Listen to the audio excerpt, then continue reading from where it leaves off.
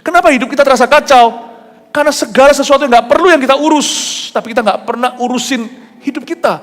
Kita gak pernah tata. Kenapa hidup terasa kacau, gak terarah? Karena kita ikuti semua mata arah angin.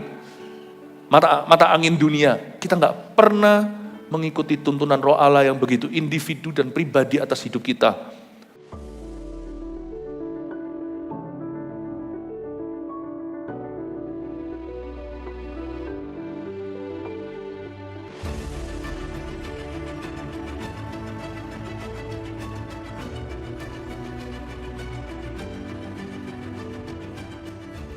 Terima kasih Yesus.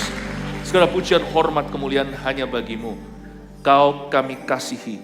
Kami datang sini untuk belajar tentang kehidupan langsung dari yang membuatnya, dari pencipta dan penebus kami, Yesus Kristus. Tolong Tuhan ajari, utus Roh Kudus-Mu sekali lagi untuk berada di tengah-tengah kami sebagai guru.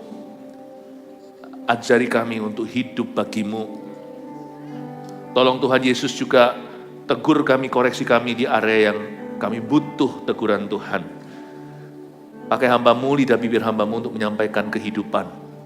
Beri kemampuan bukan karena kemampuan hamba, bukan karena gagah perkasa, tapi karena Roh Kudus. Roh Kudus bekerjalah, sembunyikan hamba di balik salib Kristus. Dalam nama Yesus, haleluya, amin. Puji Tuhan, shalom. Sebelum duduk, lihat kanan kirinya, katakan, welcome home. Silakan duduk. Mari kita sama-sama belajar firman hari ini. Jujur, kadang-kadang kita merasa hidup kita kok nggak seperti yang kita harapkan. Malah cenderung gini loh. Aku ini kacau secara rohani dan hidup itu rasanya nggak ada arah tujuan.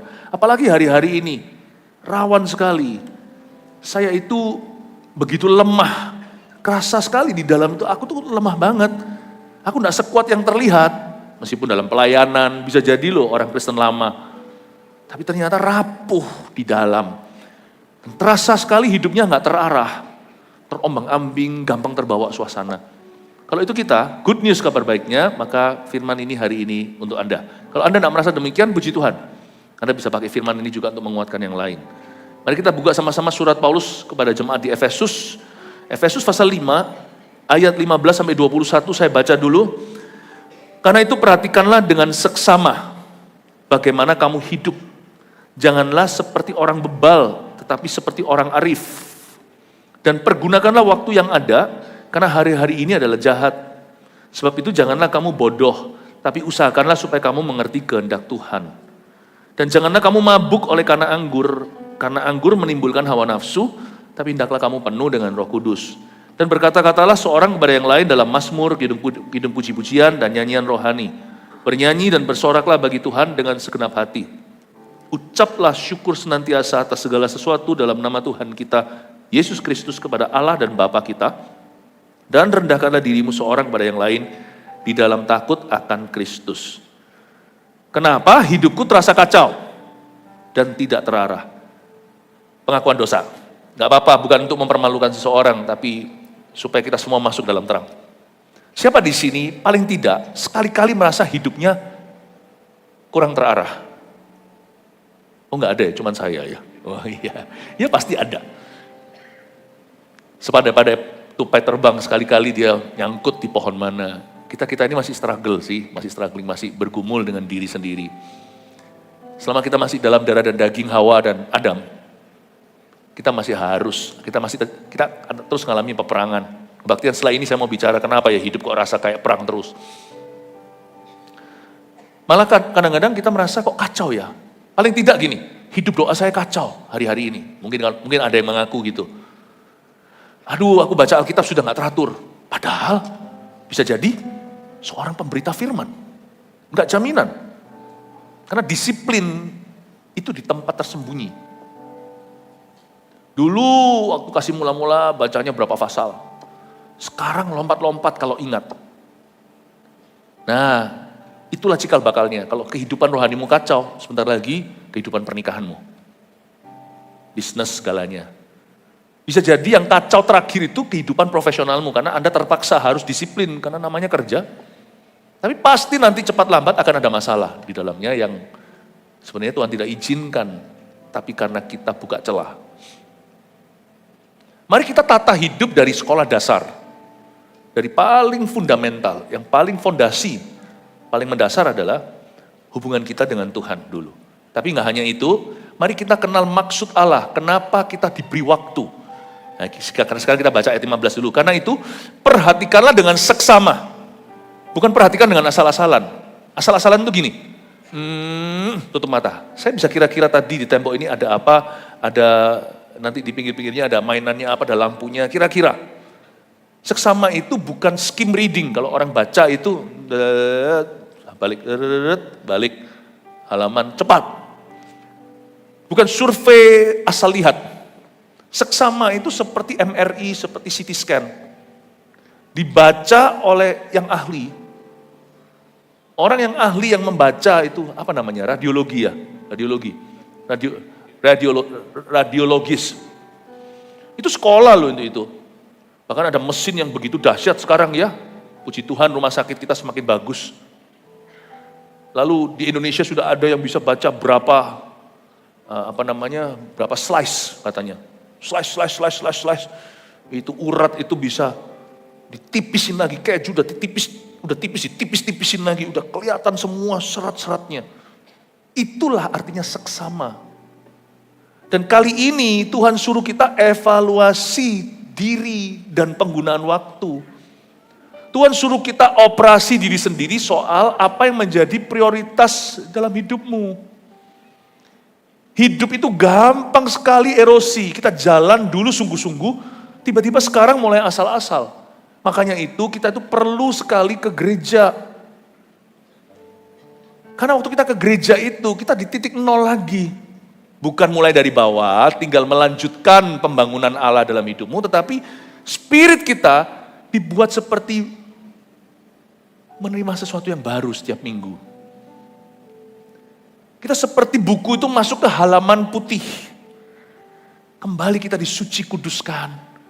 Kita diisi lagi dengan Roh Kudus dan firman yang jadi rema-rema terkini. Itu disebut seksama. Seksama itu seperti itu. Kita perlu datang ke Tuhan, bukan hanya setiap minggu malahan. Tiap hari, waktu yang paling fresh, waktu yang paling segar, waktu kita masih baru bangun tidur, di reset. Ya, orang kalau bangun tidur itu kan reset. Waktu itu kita bangun, kita langsung cari kehendaknya. Itu artinya perhatikanlah dengan seksama. Kasih Tuhan ruang untuk berbicara di dalam kehidupanmu. Amin Bapak Ibu. Karena itu perhatikanlah dengan seksama itu menuntut agar seseorang mengevaluasi diri dan introspeksi dirinya, jiwanya, rohnya yang biasanya tidak terjamah. Dia masuk lebih dalam lagi. Izinkan Roh Allah berbicara hati ke hati. Lalu setelah itu nggak berhenti di sana, kita akan membuat perencanaan dengan roh yang disegarkan, dengan jiwa yang diperbaharui. Kita membuat strategi. Kita mulai renungkan, kira-kira hidupku ini sudah salah jalankah? Zaman sekarang ini orang jarang mau evaluasi diri, suka sekali ngurusin orang lain. Selidiki dia, lihat hatinya. Kita mulai hakimi motivasi orang lain. Lucu, selumbar di mata orang, kelihatan sebalok, gede baloknya di mata sendiri, nggak nampak. Lalu kita scrolling, apa itu namanya, thread kek, TikTok kek, Instagram kek. Wah, kita ngurusin orang lain. Kita sendiri tidak mengekspos dirinya. Karena gak berani. Gak tentu lebih benar, gak tentu lebih betul. Tuhan gak berkenan. Itu ada tempatnya. Itu namanya posisi, itu namanya kepemimpinan, leadership yang menguji. Itu ada tempatnya, itu manajer, pemimpin rohani, orang tua, guru sekolah, direktur kita. Ada tempatnya. Tetapi yang utama di sini setiap kita punya tanggung jawab pribadi untuk memperhatikan dirinya dengan seksama.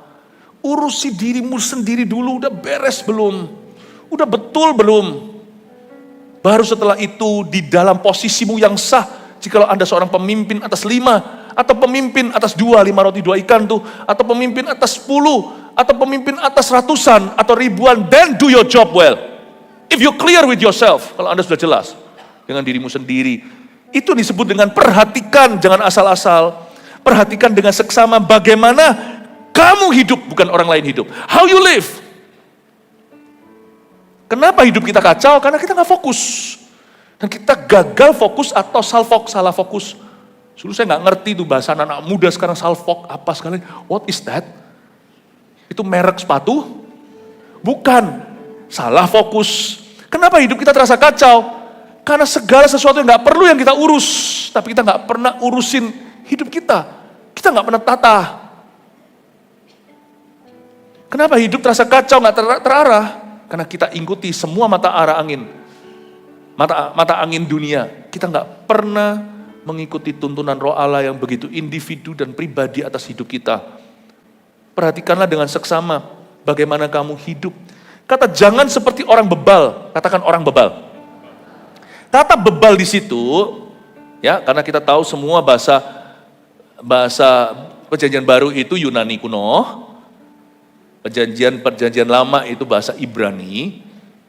Maka dikatakan orang bebal di situ punya konotasi bukan orang yang jahat saja, ya niscaya pasti dia lambat laun jadi jahat pula. Tetapi kata bebal di sana artinya orang yang berantakan. Kalau secara fisik mungkin orang yang compang-camping bukan berarti pakaiannya harus mahal atau baru, nggak tentu. Semua itu sebenarnya tergantung selera sih. Meskipun ada orang yang punya duit ya, tapi kalau dia nggak punya fashion sense ya, nggak punya selera fashion yang baik juga nanti nggak tentu bagus apa yang nempel di tubuhnya. Nggak tentu Anda harus beli sesuatu yang mahal untuk jadi baik, untuk indah dipandang, nggak tentu. Itu semua kan selera, ya itu selera. Makanya itu saya percaya Tuhan memberi nilai seni dalam diri kita. Kembangkan itu, jangan iri sama harta yang orang lain punya. Hartamu itu talentamu. Kenali dulu, orang iri itu nggak terarah, kacau, pikirannya yang kacau. Ya. Orang bebal di sini, kata bebal itu punya arti berantakan. Kalau secara fisik nih, mungkin orang yang pakainya compang-camping, rambutnya nggak disisir, nggak pernah mandi, jarang keramas. Tapi kalau secara rohani, jiwa orang yang kacau gimana? Yaitu dia tadi yang seperti saya katakan, belepotan dia. Dia kemana-mana, he's everywhere. Bahasa Inggrisnya, Jack of all trades but king of none. Master of nothing. Itu kalau dulu kita main kartu itu ada yang J, Jack, itu ada yang Q atau Queen, ada yang K, yang King, ada yang As. Dia itu Jack, segala semua bidang itu Jack bisa, semua di mana-mana itu belepotan. Ada deh orang itu selalu di sini, di situ ngurusi semua yang nggak perlu. Tapi dia nggak pernah jadi king apa-apa, nggak pernah merajai sesuatu. Dia tidak pernah menguasai satu bidang. Dia nggak pernah bagus di satu bidang. Dia nggak pernah dalam satu tugas itu benar-benar beres, kelar, rampung itu nggak bisa. Jack of all trades, master of none. Orang yang belajar semuanya tapi asal-asal. Potong rambut bisa, masak bisa, nari bisa, melukis bisa, ceramah bisa, public speaking maksudnya, ya bisa semuanya. Tapi nggak ada satupun yang bagus. Asal bisa. Itulah orang yang belepotan. Belepotan nggak tentu orang yang kotor, tapi orang yang nggak jelas. Sebutkan satu hal tentang orang itu, nggak ada orang tahu. Bukan karena dia bisa segala sesuatu. Ada orang yang multi talenta. Tapi hanya karena kita nggak bisa menemukan, dia itu sebenarnya apa sih? Atau orang yang ngomongnya belepotan juga gitu, sebenarnya yang dia keluhkan itu apa sih? Ini itu segala sesuatu keluh kesah. Kalau kita mau tanya sebenarnya dia itu kepahitan sama apa, kita nggak tahu, akhirnya kita ambil konklusi. Sesederhana ini, saya nggak tahu kepahitan orang itu apa. Titik. Hanya ini aja, orang itu pahit, titik. Udah gitu aja. Kita jadi nggak tahu kepahitannya apa, jadi kita tahu dia pahit, gitu aja. Itu orang belepotan dalam perasaan. Alkitab mengatakan dengan sangat jelas, perhatikan bagaimana kamu hidup, jangan seperti orang BEBAL. Jangan seperti orang bebal. Orang yang berantakan. Artinya prioritasnya salah. Dan dia, orang ini gak kemana-mana dalam kehidupan. Jangan jadi orang kayak gitu ya. Makanya sekarang ajari anak-anak kita yang mumpung masih SMP. SD mungkin terlalu kecil misalnya, tapi mulai kasih dia mimpi. SMP mulai bicara lebih serius. SMA, kalau ada anak SMA, Anda mesti harus tahu jurusan apa. IPS ke IPA. Ya. Anda harus bisa menjawab. Nggak usah takut nanti, oh iya enggak. Just make a decision. Kecuali kalau Tuhan memang punya rencana, tiba-tiba Tuhan bicara kepada Anda, anakku ada suara gitu. Nah itu tuntunan yang langsung begitu jelas. Kalau nggak ada tuntunan yang sejelas itu, belajarlah ambil keputusan di dalam Tuhan. Buat satu keputusan dan tekuni itu. Mau jurusan apa, sebut. Aku ke arah ini.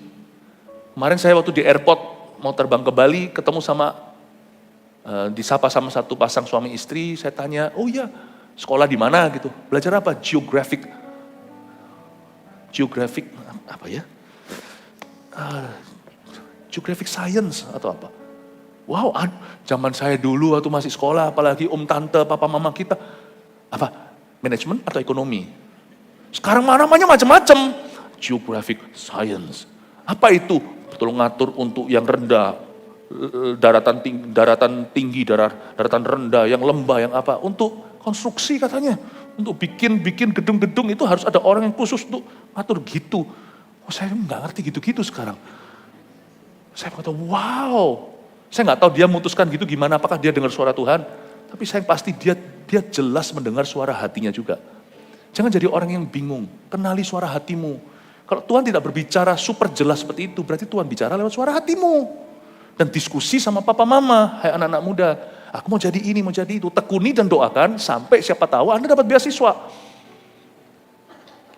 Berani ambil keputusan. Jangan jadi orang yang kacau, bingung, gak terarah. Nanti yang bingung papa mamanya, anakku ini mau ngambil apa, aku gak tahu. Dilemparkan kembali, terserah. Lalu papa mama juga gak tahu gimana milih lemparkan ke pendeta. Saya sering kali kadang-kadang ditodong orang, gak tahu, gak kenal di mana, tiba-tiba ditanya, Pastor Philip, ada suara dari Tuhan. Bingung saya. Anak saya sekolah apa? Saya bilang, anakmu namanya siapa? Bener loh, kadang-kadang kalau gituin orangnya bingung saya. Saya bilang, saya harus jujur, saya beritahu, saya gak tahu dia mau sekolah apa. Anda harus tahu lah, saya akhirnya harus tobatkan papa mamanya. Bukan anaknya. Papa mama harus bisa jelas, anaknya juga harus ganti paradigma. Yang jelas. Jangan jadi seperti orang bebal. Orang bebal itu enggak tentu orang jahat. Orang bebal itu orang rapuh. Orang yang belepotan, berantakan, orang yang enggak jelas sama dirinya sendiri. Kalau kita enggak jelas sama diri sendiri, gimana kita jelas sama orang lain? Kalau kita enggak jelas sama diri sendiri, kita juga enggak tahu nanti waktu datang ke Tuhan ini, kita juga enggak bisa punya dialog yang sehat dengan Roh Kudus, karena kita sendiri enggak tahu, aku ini siapa? Kalau Anda enggak tahu Anda siapa, jangan buat keputusan. Baca firman, sampai Anda tahu who I am in Christ, siapa aku dalam Kristus. Then, talk to Him. Bicara sama Tuhan, sebagai orang yang kenal siapa dirinya. Tuhan, aku Philip Pantova. Aku bukan siapa-siapa. Tuhan, aku ingin begini, tapi biarkan kehendakku yang jadi kehendakmu. Aku minta Tuhan Yesus. Kalau Engkau berkenan Tuhan, bukannya aku manja. Kalau Engkau bisa memberi aku tanda, kalau tidak Kau beri tanda, aku akan ikuti telusuri suara hati. Karena sekarang aku mengerti dari firman, apa yang baik, apa yang salah. Gak perlu lagi aku tanya, apakah boleh aku jadi penjahat, apakah ini kehendak Tuhan. Jelas-jelas firman Tuhan berkata, kita ini adalah anak-anak terang. Ya, gak usah saya tanya sesuatu yang sudah ada dalam firman, aku sekarang ngerti. Tapi ini yang gak ada dalam firman. Aku harus sekolah di sekolah A atau sekolah B. Apakah ini atau itu, atau aku harus nunggu opa-opa Korea baru aku menikah. Tuhan, aku minta pada Tuhan, kalau enggak Kau berikan tanda, aku akan diskusi dengan orang tua dan diskusi dengan gembala, pemimpin rohaniku. Aku jelas akan mengikuti suara hatiku, tuntunlah aku terus Tuhan, Roh Kudus Kau harus tuntun. Karena aku ini tidak tahu sesuatu, masa depan itu masih misterius. Tapi Kau bisa menuntun aku lewat kerinduanku. Tuhan yang bekerja di dalam dirimu, seperti kata firman Tuhan di Perjanjian Baru. Dalam kerinduan, keinginan yang di dalam diri kita. Tuhan akan ikuti. Nanti kita akan berpetualangan dengan Tuhan. Nah, kita akan melihat Tuhan bukan lewat suara audible di depan, tapi kita akan melihat Tuhan dalam petualangan itu. Waktu kita mulai jalan terjadi penyertaan. clear with yourself. Apalagi anak muda yang SMA. Mau jurusan apa? Jelas jurusan. Saya IPA, saya IPS. Ya. Atau, nggak tahu sekarang itu benar nggak sih saya ngomongnya IPA, IPS itu. Sekarang masih gitu nggak sih relevan? Udah beda ya? Apa namanya? Nah, nggak tahu sekarang namanya apa. Sudah, pokoknya ikutin aja. Saya sudah nggak ngikutin ya. Mau Anda belajar ekonomi, kayak belajar manajemen, kayak belajar apa, jangan Anda malu. Gak usah yang keren-keren sampai geographic science atau apa. Saya mulai sesuatu dan saya tahu itu yang saya mau. Dari situ nanti Tuhan bawa saya ke dalam semua spesifikasi dalam hidup ini. Tapi be clear with your own heart. Jangan jadi orang kacau tidak terarah. Buat keputusan. Termasuk tentang jodoh. Jangan tunggu opah. Nanti semua pada waktu semua laki-laki sudah menjadi opa-opa sungguhan. Nah, Anda harus pilih salah satu, akhirnya Anda dapat opa Korea tapi opa beneran. Marry someone you could love. Mungkin bukan angan mimpimu, tapi sebelum kita bermimpi lebih tinggi, kita perlu ngaca dulu. Sesuaikan dengan levelmu. Bukan berarti level orang lebih tinggi, lebih rendah, bukan, tapi belajar untuk mengerti. What you need, not what you want. Apa yang kau butuhkan, bukan apa yang kau inginkan. Amin. Ya. Oh haleluya. Kita lanjut ya, karena baru satu ayat. Ingatlah seperti orang bebal, tapi sebagai orang arif. Pak Arif, ada di sini Pak Arif? Ada di sini namanya Pak Arif, tetapi ternyata dia nggak teratur orangnya. Harus ganti nama. Sama seperti orang bernama Dermawan, tapi pelit sekali. Namanya Budiman, tapi orangnya luar biasa jahatnya. Hati-hati, jangan salah nama. Bapak Arif di sini, kalau Anda Arif, berarti Anda harus bisa punya perencanaan. Orang Arif itu bukan orang yang tidak pernah salah, saleh, gimana. Orang Arif adalah seorang yang bisa menata kehidupannya dengan Tuhan. Orang Arif adalah orang yang punya, ini loh penting, perencanaan. Tuhan tidak pernah anti kita berencana loh. Di Amsal dikatakan, serahkan perbuatanmu kepada Tuhan, maka terlaksanalah rencanamu. Nah, kalau kita nggak punya rencana yang dipersembahkan, setelah kita berbuat sesuatu, Tuhan mau melaksanakan apa? Paham maksudnya? Serahkanlah perbuatanmu kepada Tuhan. Itu kelakuan. Maka terlaksanalah rencanamu. Nah, kalau kita menyerahkan perbuatan kita, tapi kita belum berencana, nanti apa yang kita serahkan? Yakobus tidak anti perencanaan. Adiknya Tuhan Yesus menulis surat Yakobus. Di dalamnya dia tulis, libatkan Tuhan dalam perencanaanmu. Jangan berkata, aku mau pergi ke kota Anu, aku mau melakukan itu. Hai kamu orang berdosa, kamu gak tahu hari esok, hendaknya kau berkata, God willing bahasa Inggrisnya, jikalau Tuhan menghendaki, maka aku akan pergi ke kota Anu, aku akan melakukan bisnis itu. Selalu berkata, jika Tuhan menghendaki, itu suatu attitude, suatu sikap hati yang disertai dengan aktivitas, yaitu mendoakan, berdoa suami istri, jikalau Anda sudah menikah. Dan kalau Anda adalah seorang single, Anda juga harus ada dalam tudung, misalnya keluarga, kalau Anda tidak punya orang tua, ada paman atau siapa yang menjadi orang tua asuhmu. Gembala dalam pengembalaan pemuridan, Anda selalu bisa libatkan kami. Kami bukan orang yang suka cari-cari tahu rahasia orang, kami nggak senganggur itu, tapi kami memberikan diri available jikalau umat Tuhan butuh pertimbangan. Selalu orang arif itu selalu tidak pernah dia bertindak sendirian. Suami istri juga nggak boleh diam-diam. Ini uang suaminya yang kerja lalu jalankan uangnya, istrinya nggak tahu apa-apa. Sekalipun istrinya ibu rumah tangga, dia nggak tahu bisnismu, tapi dia istrimu. Sebelum Anda memutuskan harus punya restu, sekalipun Anda kepala keluarga. Justru kalau Anda kepala keluarga, sekalipun istri bukan kepalamu, justru tunjukkan teladan bagaimana Anda kalau mau ngambil keputusan itu teamwork. Gak ada orang yang penuh Roh Kudus itu jadi isolasi, itu gak ada. Gak ada orang yang penuhan Roh Kudus itu lalu jadi orang yang menyendiri, itu gak ada. Semua orang yang penuh Roh Kudus pasti akan menjadi seorang team player. Dia gak pernah membuat kita social distancing. Itu wabah, itu pandemi. Kalau orang itu dihinggapi Roh Kudus, dia bukan social distancing. Dia pasti akan socializing, bukan sosialita. Nah tentu sosialita juga bukan jaminan kalau mereka tidak dalam Tuhan. Kita bisa haha, hihi, kita bisa basa-basi, namun sebenarnya di dalam saling dengki, saling gak suka, saling iri, gitu aja lu gaya, lu pamer. Makanya tuh hubungan yang sejati itu dalam Tuhan, kelihatan orang itu care-nya itu genuine atau tulen. Gak tentu kalau orang-orang sama-sama sosialita, siapa tokoh-tokoh masyarakat kumpul, gak tentu tulus. Tapi orang yang dihinggapi Roh Kudus, pasti socializing, dia gak mungkin jadi anti-social club. Itu kan lucu, itu ironis itu, antisosial social club. Jadi jangan sampai Anda menjauhkan diri dari orang-orang yang perlu Anda timba pertimbangan dengan orang-orang yang Anda perlukan untuk saling merestui, saling mendoakan.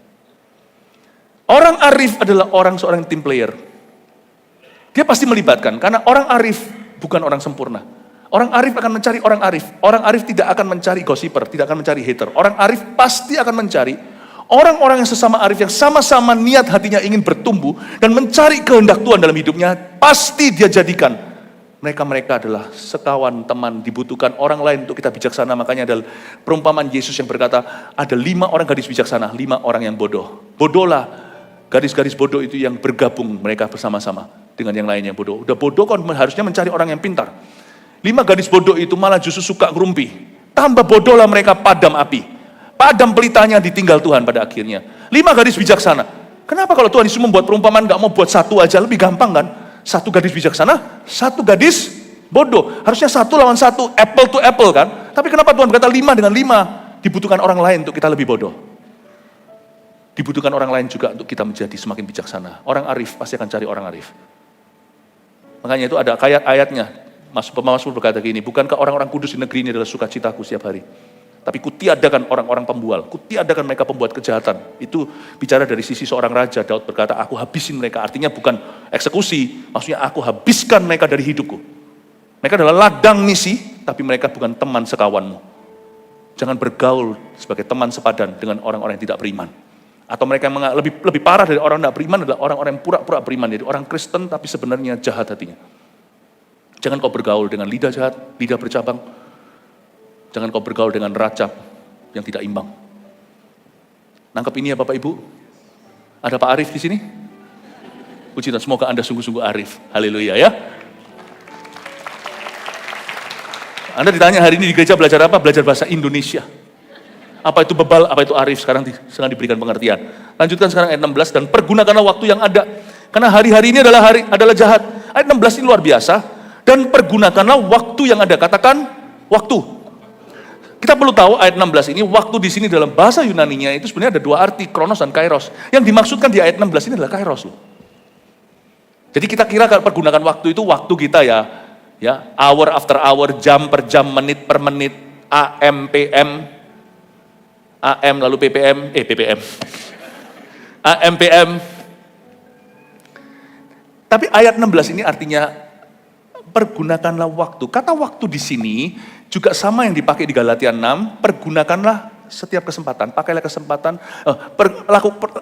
selama ada kesempatan, berbuatlah baik pada semua orang, khususnya kepada saudara seiman. Itu kata yang sama, kata kesempatan, opportunity, itulah kata waktu di sini. Paham ya? Dalam bahasa Inggrisnya, where there is still opportunity, do good to all. Jadi ternyata ayat 16 ini bicara begini, kamu harus bisa wise dengan waktu. Waktu kronos itu pasti ada yang terbuang. Mau kita tidur aja seolah terbuang. Orang-orang yang maunya kerja-kerja doang, kalau hatinya hanyalah terpaut pada harta, mau lebih kaya, mereka biasanya tidurnya kurang-kurang. Bisa jadi gitu, tetap gak baik loh ya nanti. Jangan sampai nanti terjadi kegagalan organ. Ya, saya kenal beberapa orang yang kerjanya itu tidurnya benar-benar hanya sedikit banget. Ya, otomatis dia gak heran, gak usah iri. Mereka pasti kalau mereka ada keberuntungan, mereka pasti gimana. Tetapi satu sisi lagi, apa yang mereka korbankan membuat kita jadi tidak mengingini kehidupan itu. Mereka korbankan dengan waktu dengan keluarganya, anak-anaknya sudah merasa bukan punya papa tapi punya om di rumah. Ya, lalu kesehatannya, mati muda, cerita-cerita itu sudah lumrah di masyarakat. You see, waktu bagi beberapa orang yang berkata bahwa time is money, oh don't sleep. Dia mencoba mengusahakan untuk bisa mengkonversi setiap waktu, setiap jam itu jadi dolar. Yaitu pilihan. Saya rasa ada tempatnya di mana kita harus bekerja dan kita akan mendapatkan upah yang baik. Nggak seperti orang yang berkata, ngapain, bagi aku time is not money. Ya, time is nothing to you. Makanya ada orang yang buang-buang waktu. Sekalipun kita sudah pakai semua waktu kita, pasti ada yang terbuang sia-sia. Kronos itu nggak bisa Anda tahan. Kita diem aja, nggak berbuat apa-apa. Sebentar lagi, Bali, selesai ibadah, jam 4. Udah selesai. Anda nggak bisa tahan. Tapi yang dimaksudkan adalah be wise, bijaksana dengan kronosmu. Kau tidak perlu buang secara sengaja, kau rencanakan aja masih ada yang terbuang sia-sia. Oke? Gak bisa loh, kadang-kadang yang kita mau itu kita selalu dapatkan. Gak bisa orang itu semua dikasih ceklock. Misalnya kita main sama anak, alarmnya bunyi sudah selesai waktu papa dengan kamu sekarang. Gak bisa gitu kan? Kadang-kadang ada waktu yang molor, karena memang kita go with the flow kan. Kadang-kadang flow kan. Kadang-kadang kita paksa-paksain kalau kita lagi demam, lagi flu ya harus istirahat. Kita langsung menyesal-nyesal, pukul-pukul dada. Bagi orang yang alkoholik. Workaholic kok alkoholik. Bagi orang yang pekerja keras ya, kebalikan dengan banyak orang secara mayoritas yang suka malas. Sebagian kecil ada pekerja keras itu pukulan di dada. Aduh kenapa aku hari ini flu? Dipaksa-paksakan. Kita rasa hari itu waktu terbuang sia-sia karena saya harus tidur dan istirahat. You see, Anda berencana sempurna pun nanti kejadiannya nggak sempurna. Mesti ada waktu terbuang, kronos yang terbuang. Pasti ada yang sia-sia, terbuang begitu aja karena Anda harus go with the flow. Karena Anda bukan Tuhan. Jadi be wise dengan kronos. Anda kalau bisa lulus, misalnya kuliah sini 4 tahun, jangan kau pelan-pelan santai. Mentang-mentang mungkin orang tua sanggup untuk biayain, karena orang tua pun bisa goyang, bisa goncang. Be wise with kronos. Zaman dulu saya sekolah di luar negeri, ada orang-orang yang benar-benar mahasiswa kekal. Ngambilnya dikit, lalu tiba-tiba Krismon tahun 98, saya masih ingat itu, teman-teman saya pulang. Sebenarnya kalau mau dihitung, saya nggak tega terberitahu, mereka harusnya bisa lulus tahun lalu. Mereka nyantai. Siapa sangka, papanya yang begitu well to do, yang begitu mampu, tiba-tiba nggak mampu lagi. Jual semua aset, sita bank, pulang. Harusnya kau pulang sudah sarjana. Tapi karena kau nyantai dengan kronos, kau tidak wise. Kamu tidak tahu kapan kronos akan tiba. Kapan kairos akan tiba. Bagi orang-orang yang sudah lulus dulu misalnya, kalau memang sudah waktunya, pada waktu terjadi krismon, dia punya kesempatan. Pada saat itu semuanya kalau terjadi suatu krisis itu ya biasanya memang ada yang jatuh, tapi juga ada yang bangkit. Di waktu-waktu yang sangat volatile, yang sangat-sangat goncang itu, sangat-sangat tidak menentu, di situ tuh juga ada kesempatan-kesempatan ilahi yang Allah beri. Nah, kalau kita masuk pada saat kronos kita sudah beres, kita bisa terbuka kairosmu. Di waktu ini, what opportunity will you show me? Galatia 6, kalau ada kesempatan, selama ada kesempatan, lakukan kebaikan. What opportunity Tuhan? Kesempatan apa? Mereka nggak bisa kesempatan, mereka pulang sebagai orang yang drop out kuliah. Tapi orang yang sudah selesaikan, mereka mikirkan, apalagi orang yang sungguh-sungguh tiba-tiba disambung beasiswa.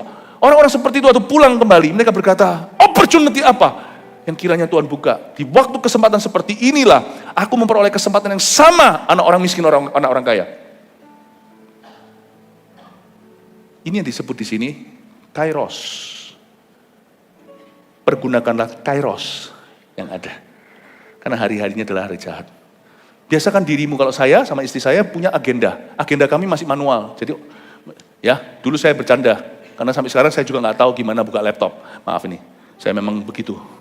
Istri saya bisa, anak-anak saya bisa semuanya. Mereka bisa semuanya. Laptop saya itu agenda saya ada. Itu kalau dibuka gini kayak laptop. Tapi itu buku, sudah nggak produksi lagi. Itu sekarang kalau setiap tahun saya hunting cari agenda gitu udah jarang lagi. Udah mulai pelan-pelan dunia ini menghapus kertas. Saya masih butuh kertas. Kenapa saya suka? Karena ada satu halaman dibuka begini, setahun semuanya. Yang utama setiap bulan saya tulis di situ. Saya tahu nanti bulan depan saya kemana, di mana, pulang kapan. Lalu habis itu, dari situ ada harian. Tanggal sekian hari Jumat, tanggal sekian hari Sabtu, tanggal sekian, semua sudah tertata. Tiap hari saya punya target. Tiap minggu saya punya target, tiap bulan saya target. Mungkin sekarang Pastor Philip sudah sibuk, bisa begitu. No, dari dulu sebelum saya sibuk, saya sudah menyibukkan diri. Bahkan kalau Anda belum dapat kerja, Anda bisa jadi pekerjaan itu sendiri. Itu selalu terisi, tiap hari saya harus punya target. Saya mau mencapai apa hari ini? Itu tanggung jawab saya, kronos. Kairos itu waktu saya jalani, saya peka sama Tuhan. Tuhan, what opportunity are you giving me? Kesempatan apa yang kau berikan kepadaku? Saya dan suami istri, sering kami rapat sendiri. Oke, begini, gini, kita atur semuanya. Tiap hari saya punya target, harus apa? Zaman dulu saya punya agenda, ya lebih simpel lagi, cuman kecil begini. Karena masih banyak kosong-kosong waktu saya baru pulang tahun 98. Tapi saya tulis sana hari ini saya begini, kalau saya tidak punya target apa-apa yang saya bisa kerjakan, saya bantu orang lain, saya jadikan orang lain target itu. Target itu adalah kerinduan, jangan alergi dengan kata target. Karena hidup kita itu sudah ditargetkan, suatu saat kita mati. Lebih baik Anda targetkan sesuatu yang Anda lakukan selama itu. Tiap hari saya punya target, kalau enggak ada, saya akan jadikan target. Saya akan bantu orang ini, bantu. Jadi itu selalu terisi, hari per hari, saya bantu orang lain. Tidak selalu semuanya itu menghasilkan sesuatu untuk aku. Untuk telepon orang ini, untuk memberi dia ayat, untuk ingatkan orang ini, dan sebagainya. Bahkan istri saya lebih hafal lagi semua orang, saya nggak tahu dari mana dia punya memori. Mumpung dia nggak ada di ruangan ini sekarang. Dia tahu loh ulang tahunnya siapa. Si ini hari ini ulang tahun, si ini hari ini ulang tahun. Wih, memori ulang tahun berjalan. Nah, saya buka di agendanya, itu semua isinya, semua kebutuhan jemaat, keperluannya, doa, apa semua untuk jemaat. Ini lagi ulang tahun begini, ini menikah, kapan sekarang. Waduh. Saya lebih seperti proyek-proyek, dia lebih ke orang-orang. Saya senang, dari sejak awal kami waktu pacaran, kami sudah kayak begitu. Kami duduk itu bukan ngomong apa yang sia-sia. Kami duduk ngomong tentang apa yang kita mau capai segalanya. Makanya saya senang, saya ketemu seperti sparring partner saya, orang yang bisa sama-sama duduk untuk membangun sesuatu dalam hidup ini. Sekalipun waktu itu saya belum sibuk. Kami sudah bicara setiap hari, apa yang kita mau capai untuk Tuhan, gimana kami akan mempergunakan waktu. Karena bukan hanya alasan itu, karena ada setan di hidup ini. Karena kita berkata pergunakan waktu yang ada karena hari-hari ini adalah jahat. Tahu enggak, orang-orang yang disikat sama setan bukan orang jahat. Orang jahat akan otomatis nempel sendiri sama setan. Orang-orang yang tidak gunakan waktu, cepat lambat akan jatuh korban. You must use your time. Because the time is evil. Waktu ini sekarang adalah waktu yang jahat. Amin Bapak Ibu. Saya beritahu sama anak saya Jeremy. Saya bilang kamu jangan pacaran dulu. Ya Dad, karena kamu tunjukkan kasih kepada Tuhan dan kasih kepada jemaat dulu. Kalau kamu memang suatu hari mau bantu Daddy, kamu harus mengasihi jemaat seperti Daddy mengasihi jemaat. Baik Dad. Dia langsung tahu harga yang harus dibayar. Saya bilang sama dia, kamu sekolah sungguh-sungguh cepat lulus. Dia umur 20 sudah master, dan lulus S2. Dia pergi, dia ngomong sendiri sama profesornya waktu itu, ngomong sama itu beritahu visi-visinya sampai mereka bukan karena saya. Profesornya semuanya itu sampai kepada presidennya, sampai semuanya itu sampai jatuh hati. Lihat kesungguhannya, dia sampai lompat kelas, makanya dia bisa mulai dengan awal begitu, dia langsung kuliah. Dan waktu pandemi, saya masih ingat dia bangun orang-orang subuh-subuh mereka, dia bangun, dia sekolah, dia ngambil online ini, dia cicil ini itu supaya dia cepat lekas. Saya beritahu sama dia, kalau kamu bisa cepat, kamu cepat, jangan kamu lambat. Oke, karena kenapa? I'm waiting for you, saya tunggu. Lalu saya beritahu sama dia, kamu jangan buang waktu. Tidak ada waktu, Dad. Aku tidak ada waktu terbuang, Dad. Karena sekolahku banyak beratnya. Ya tahu, tapi tetap kan ada waktu. Karena di sana kamu nggak terlalu banyak, karena kamu ada di Tulsa. Itu benar-benar di desanya Amerika. Kamu di situ nggak ada, di sana nggak ada urusan gereja serumit seperti hari ini yang Mami Daddy lakukan kan. Kamu nggak akan terlalu banyak diganggu dengan itu. Jadi kamu pasti ada waktu yang ekstra sisa. Apa yang harus lakukan? Doa. Setiap hari buat target, jadi dia buat target itu di depannya, ada dindingnya. Pernah sekali dia, waktu saya video sama dia, kelihatan di dindingnya itu, ditulis di sini GMS Medan, Batam, mana semuanya, yang Sulam Papua, semua Kupang, ini semuanya. Dia bilang, ini minggu ini saya selesai doain ini. Besok saya selesai ini, waktu yang ada sisa, dipakai untuk doakan Sulam Papua, dipakai untuk doakan Kupang, dipakai untuk doakan Batam, dipakai untuk doakan Palembang, dipakai untuk doakan Manado, Makassar, untuk Ambon, untuk Jayapura, dipakai doa. Nah semakin banyak gerejanya, semakin sibuk dia. Tiap hari dia doa berjam-jam untuk itu. Saya bilang gak ada waktu untuk pacaran, nanti aja kalau kamu sudah pulang. By the way, anak saya masih single. Saya mau buat altar, kalau untung dia gak di sini. Dia sekarang di pelayanan di GMS Medan. Dia khotbah 9 kali, kemarin 2, hari ini 6 kali dia. Berapa? 7 kali, hari ini 7 kali dia. Ya saya cuma 3 kali di sini, dia 7 kali ya, papanya yang bolos. Saya pakai waktu untuk doa. Tiap hari dia selesaikan gereja lokal, dia doa di depan Tuhan. Dia report ke saya, beritahu apa-apa yang dia dapat dalam doa. Dia belum bisi waktu itu, belum pendeta. Masih mahasiswa sekolah teologi ya.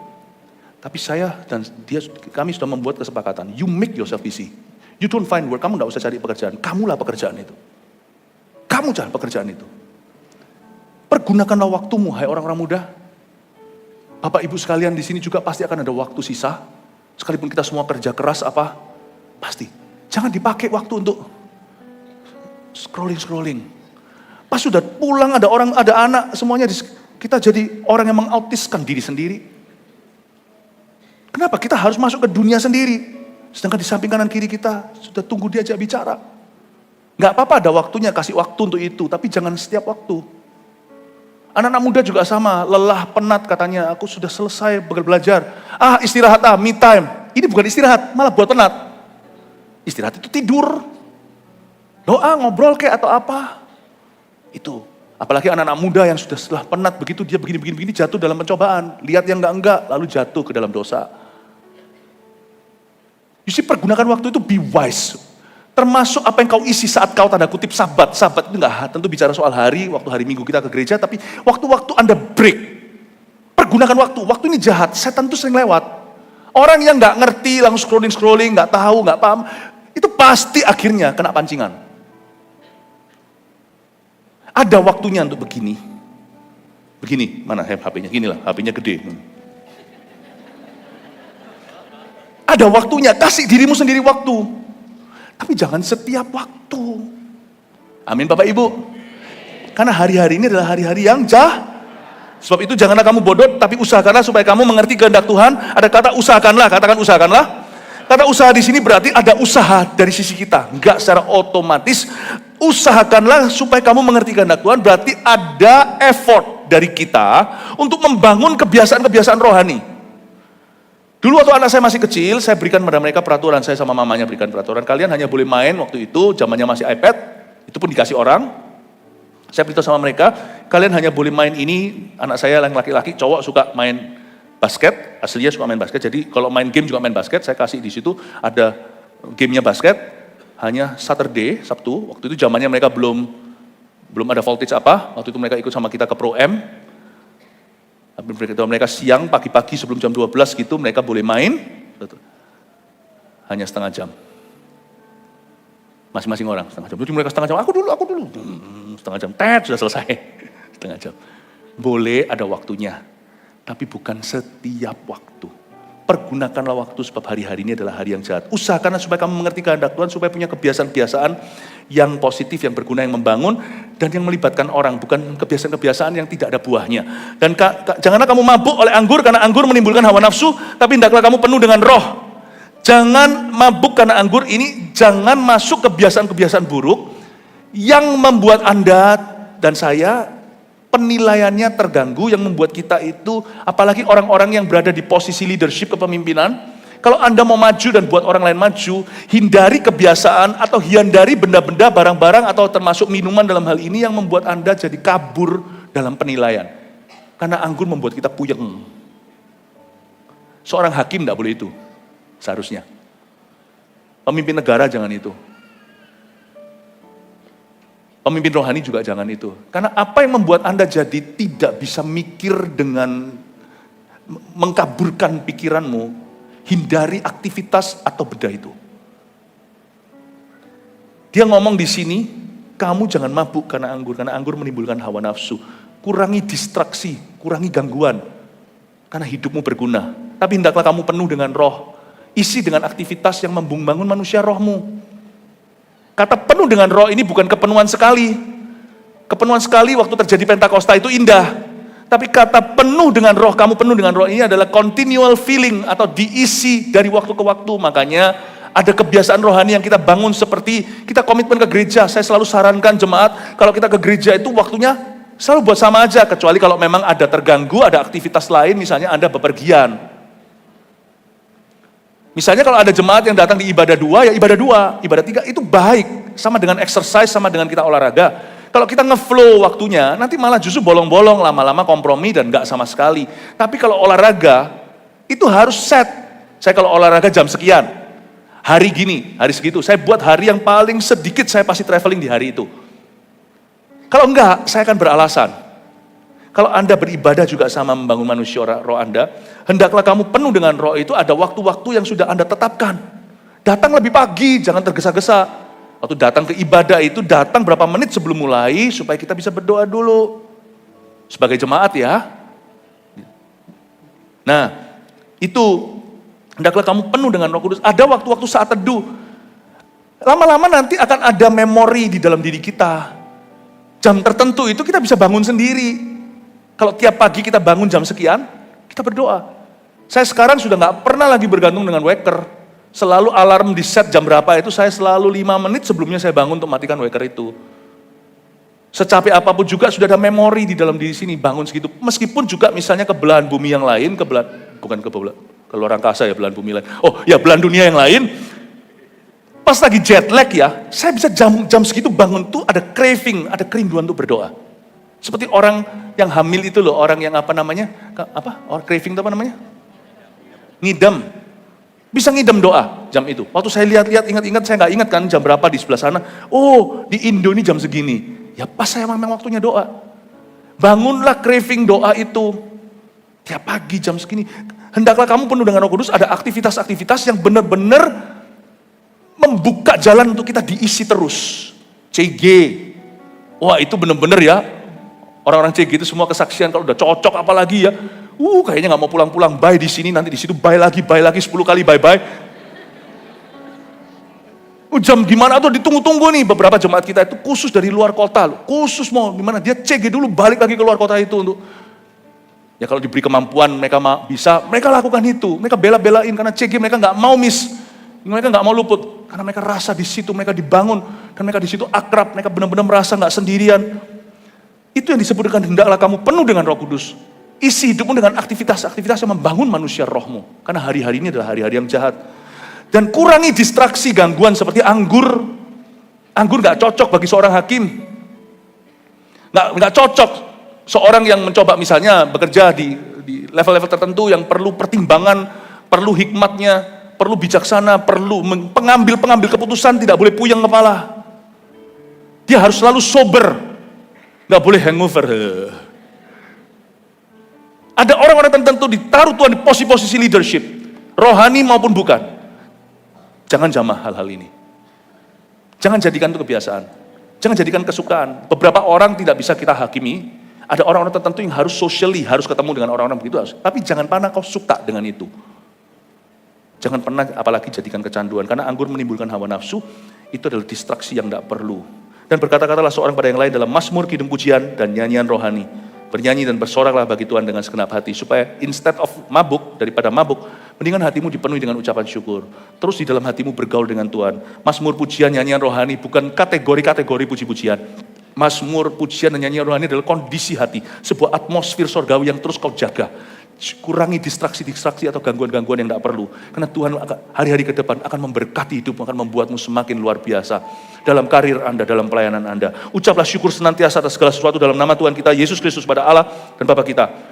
Dan rendahkanlah dirimu seorang pada yang lain di dalam takut akan Kristus. Lihat itu ayat 21. Efeknya orang yang kepenuhan Roh Kudus bukan kepenuhan anggur dunia. Adalah orang itu pasti akan jadi team player. Orang itu akan merendahkan dirinya seorang pada yang lain. Orang yang bergaul. Orang arif, cari orang arif. Orang-orang yang gak ada orang yang penuh dengan Roh Kudus jadi sombong atau jadi minder atau jadi menjauhkan dirinya dari orang lain. Orang yang penuh Roh Kudus pasti rindu untuk bergaul dengan orang lain yang penuh Roh Kudus. Dia pasti menjadi team player. Nanti ayat-ayat berikutnya tidak saya bahas. Masuklah definisi hubungan-hubungan keluarga, suami terhadap istri-istri, suami-suami, istri dengan anak dan sebagainya, hamba dengan Tuhan. Lihat itu, kalau orang penuh Roh Kudus, dia akan berhasil dalam setiap hubungan. Sekarang saya jelaskan kenapa hidup sekarang kasih 4 poin rangkuman. Kenapa hidupku terasa kacau dan tidak terarah. Ini adalah summary atau ini adalah rangkumannya. Number 1, hidup kacau karena arah dan prioritas hidup yang salah. Pastikan ini tidak terjadi lagi dalam hidup Anda. Waktunya sudah dekat, Tuhan sudah mau datang. Jadi hidup itu nggak kacau dengan sendirinya. Hidup itu kacau karena ada alasannya, arah hidupnya salah. Prioritas hidupnya yang salah. Kenapa ya ada orang kalau rohaninya nggak bisa tumbuh ya? Karena ada paradigma harus dicabut. Karena itu adalah belenggu pikiran yang menentang pengenalan akan Allah. Ada orang punya pendapat gini loh, ini jadi prinsipnya celakanya. Tunggu dulu, aku mau kaya dulu, setelah aku kaya nanti aku layani Tuhan. Nah itu sudah salah. Itu sudah salah, itu sudah menaruh kekayaan sebagai prioritas number 1.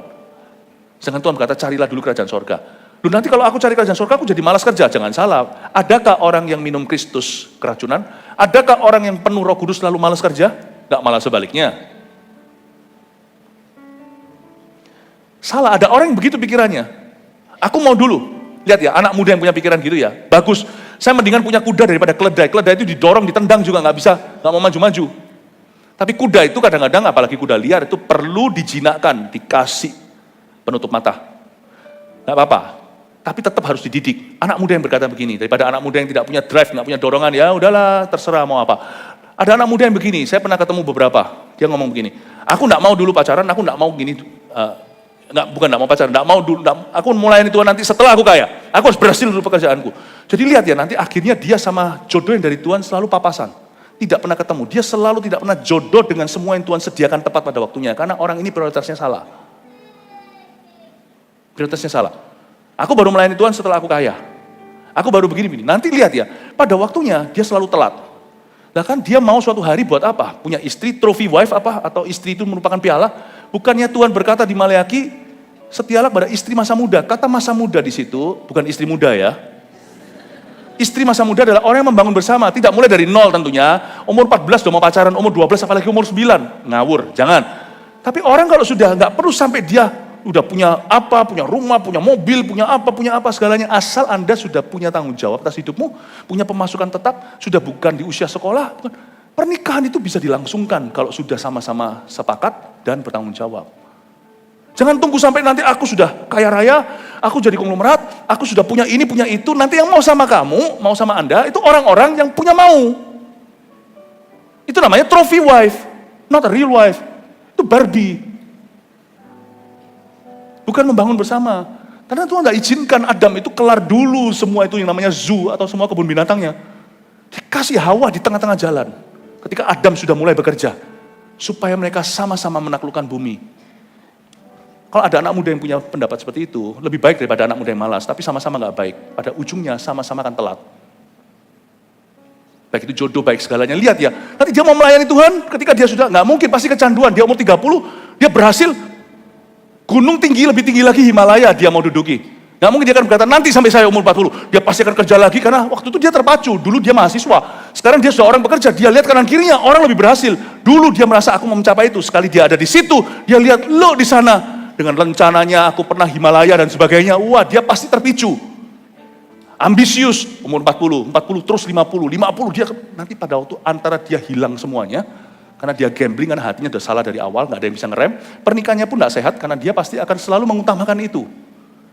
Atau ketika dia sakit, terus dia baru berkata, sekarang aku mau melayani. Salah, hidupnya kacau. Karena arahnya salah dari depan, paradigmanya itu wrong, ngawur. Aku mau berhasil dulu, baru layani Tuhan. Bisakah kau berhasil tanpa Tuhan? 2. Evaluasi dan rencanakan penggunaan waktu setiap hari. Tolong pastikan nggak perlu ada distraksi. 3, cepat aja. Kurangi distraksi atau gangguan yang nggak penting. Orang Indonesia jangan banyak nganggur.